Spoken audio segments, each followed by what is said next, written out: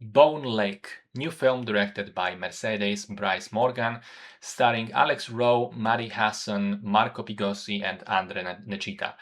It's been marketed as an erotic horror, which I don't think is really the case. It is neither erotic, there may be two scenes which are vaguely sexy, and it's not really a horror either. It's more of a dark comedy thriller with elements of a slasher film in the final act. But despite that departure from its advertised nature, it is actually pretty entertaining. The film starts with a couple, Diego and Sage, arriving at this huge, beautiful lakeside mansion that they booked for a weekend getaway.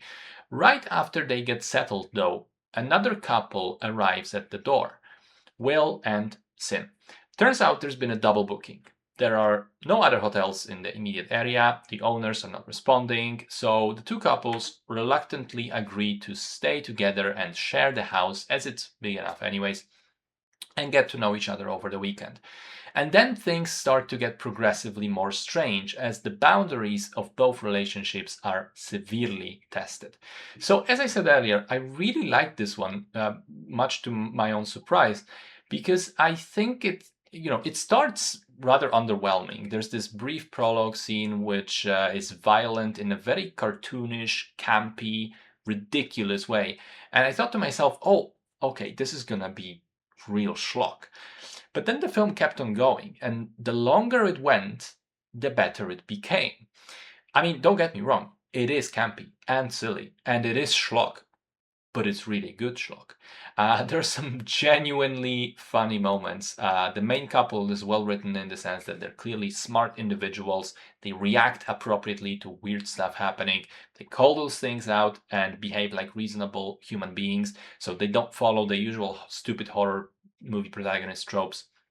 I think that the violence in the final act is fantastically done, very gruesome and graphic. I really like the plot point with the two characters. This is not going to be a big spoiler, but there are two characters in a car, and one later says something happened and the other denies it. But we, the audience, are never shown if that thing actually happened, and it's left ambiguous in the end, which is a very cool thing to do.